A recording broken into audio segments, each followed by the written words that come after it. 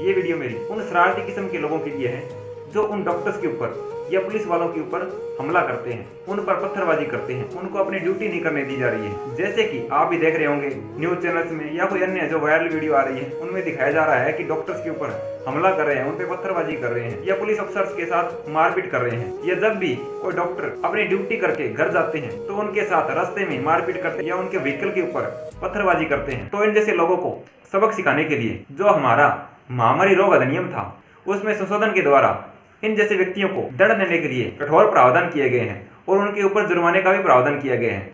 महामारी अधिनियम 1897 इसमें संशोधन करने के लिए अभी एक ऑर्डिनेंस मतलब अभी इसमें अध्यादेश के द्वारा संशोधन किया गया है। तो महामारी अधिनियम ये जो कानून हमारे पास था जिसका नाम महामारी अधिनियम 1897, इस कानून में पहले जो प्रावधान थे उनमें अभी 2020 में संशोधन किया गया है। ये अधिनियम 123 साल पुराना कानून है, जैसे कि आपको पता भी होगा, अगर नहीं पता तो समझिए। तो ये कानून महामारियों से निपटने के लिए अंग्रेज़ों के द्वारा ये कानून लाया गया था। जैसे कि मुंबई में उस समय का जो मुंबई स्टेट था, वहाँ पर प्लेग नाम की महामारी फैल गई थी, तो उससे निपटने के लिए ये कानून लाया गया था। इसमें केवल 4 धाराएं थी। आपकी जानकारी के लिए मैं आपको बता दूं, इस कानून में महामारियों से निपटने के लिए जो प्रावधान थे, बहुत अच्छे प्रावधान या मजबूत प्रावधान कहा जा सकता है। अगर कोई भी व्यक्ति इस कानून के प्रावधान का उल्लंघन करता है तो सेक्शन 188 आईपीसी के तहत सजा का प्रावधान था, जिसमें लगभग 6 महीने का कारावास और जुर्माने का भी प्रावधान था। भारत में पहले भी कई बार महामारी या रोगों के फैलने की दशा में ये कानून इस्तेमाल में किया जा चुका है।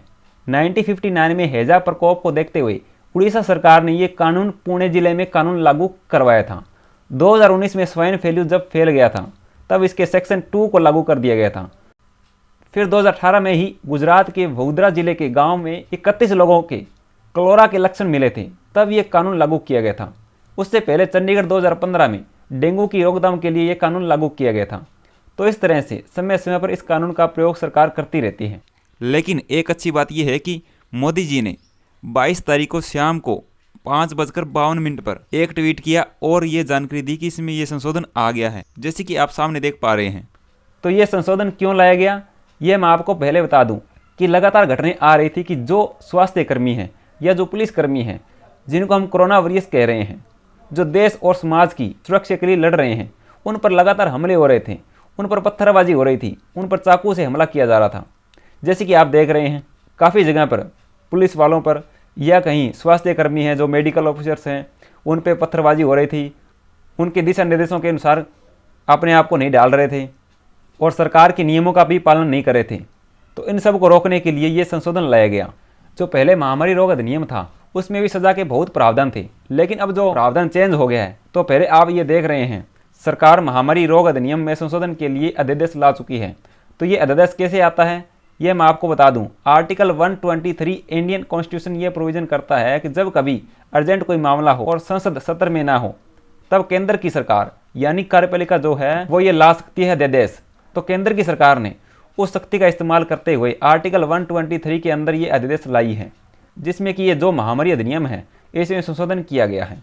अब बात करते हैं जो इसमें नए सजा के प्रावधान हैं, उनके बारे में बात करते हैं। हमले के मामले में 3 महीने से 5 साल तक की सजा का प्रावधान किया गया है, लेकिन विशेष परिस्थितियों में घटना की गंभीरता के आधार पर 50,000 से लेकर 2 लाख रुपए तक का जुर्माना का प्रावधान है, जैसा कि आप देख रहे हैं। तो सजा के साथ साथ जुर्माने का भी प्रावधान किया गया है। गंभीर मामलों में 6 महीने से 7 साल तक की कैद की सजा हो सकती है और मामले की गंभीरता को देखकर यह जुर्माने की रकम 1 लाख से 7 लाख तक की हो सकती है। तो ये जो संशोधन आया है ये बहुत ज़रूरी है, क्योंकि ये कोरोना वायरस को और ज़्यादा कॉन्फिडेंस देगा। उनको लगेगा कि सरकार हमारे सेफ्टी के लिए कुछ कर रही है, और साथ ही जो लोग इन पर बिना बात के हमला कर रहे हैं, इनका सहयोग नहीं कर रहे हैं, उनके मन में इससे खौफ बढ़ेगा। तो उम्मीद करते हैं कि ये कानूनी प्रभावशाली हो।